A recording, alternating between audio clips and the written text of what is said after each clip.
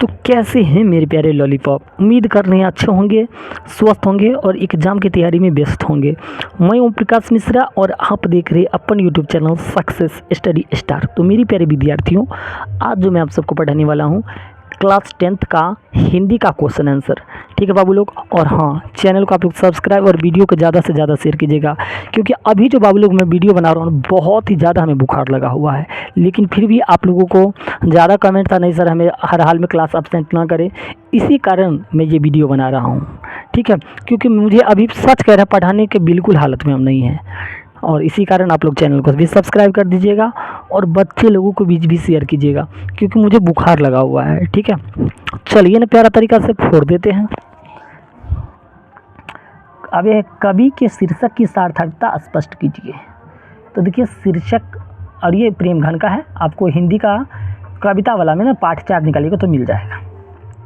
तो लिखा है शीर्षक स्वदेशी से तात्पर्य है अपने देश का, अर्थात अपने देश में जन्म लिया, अपने देश में बिना अपने देश की सभ्यता संस्कृति को अपनाया। अगला, कवि को भारत में भारतीयता क्यों नहीं दिखाई पड़ता। और चेला लॉलीपॉप क्वेश्चन है। ठीक है चला लोग, तो देखिए क्या है, कवि इस कविता की रचना 20वीं शताब्दी के पूर्वार्ध में किए हैं, जिस समय भारत के अमीर वर्ग अंग्रेजी सभ्यता संस्कृति को तेजी से अपनाया रहे और अंग्रेजी चाह रखते हैं, अतः लेखक को उन वर्गों को देखकर भारतीयता नहीं दिखाई पड़ती।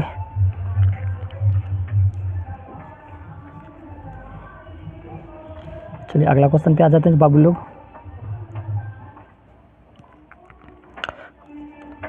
कवि समाज के किस वर्ग का आलोचना करता है। तो कवि समाज के उच्च वर्ग की आलोचना करता है, क्योंकि ये ऐसे वर्ग जो भारतीय से अंग्रेज बनते जा रहे हैं। कवि नगर बाजार और अर्थव्यवस्था पर तथा टिप्पणी क्या करता है। तो कवि कहता है कि भारत में अर्थात गांव के देश में परिवर्तन होकर यह शहरों का देश बन रहा है।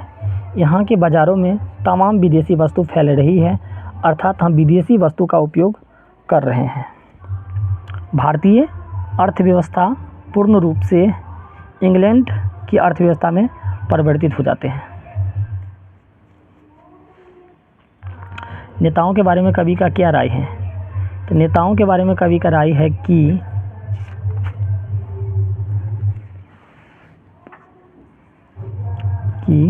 जो यहाँ के पहनावे ओढ़ावे को अपना नहीं सकते, वो इतनी बड़ी जनसंख्या वाले देश में शासन किस प्रकार कर सकते हैं। चलिए अगला क्वेश्चन, कवि ने डफाली कैसे और क्यों कहा है। तो कवि ने उन भारतीयों को डफाली कहा है जो अंग्रेजी में चरणों में रहकर उनकी स्वतंत्रता आसानी से स्वीकार करते हैं और उनके अपगुणों को गुण के रूप में बखान करते हैं। अब देखिए व्याख्या करने वाले आए। ठीक है, चलिए ये भी क्वेश्चन को देखेंगे, और अच्छा लग रहा है तो चैनल को सब्सक्राइब कर दीजिएगा। ये भगवान जल्दी ठीक कर दीजिए। मनुज भारतीय देखी को शकत नाही पहचान। प्रस्तुत पंक्ति प्रेम घन सर्वसर के शीर्षक स्वदेशी से ली गई है, जिसमें कवि कहते हैं कि हम भारतीय इतनी तेज़ी से पश्चिमी सभ्यता संस्कृति को अपना रहे हैं जिसमें हमारी अपनी सभ्यता का विनाश हो रहा है। अब हम अपने घर और धार्मिक रीति रिवाज का पोषण नहीं कर रहे हैं, अतः भारतीयों को देखकर यह कहना मुश्किल हो गया है कि वो किस धर्म को मानते हैं।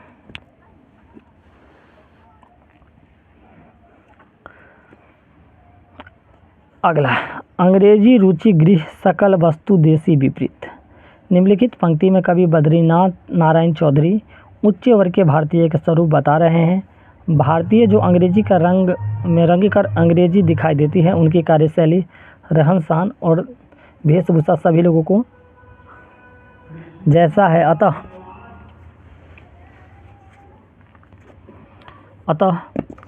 प्रेम घन कहते हैं कि अब हमारा देश भारत नहीं बल्कि अंग्रेजों देश इंग्लैंड बन गया है।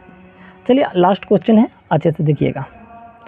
आपके मत से स्वदेशी की भावना किस दोहे में सबसे अधिक प्रभावशाली है और स्पष्ट करो।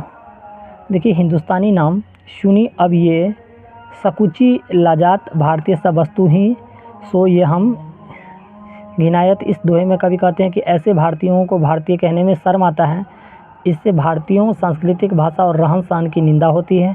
ये भारतीय हैं जो भारतीयता को नष्ट कर रहे हैं। चलिए, उम्मीद कर रहे हैं अच्छा लगा होगा। यदि अच्छा लगा हो चैनल को सब्सक्राइब कर दीजिए। धन्यवाद।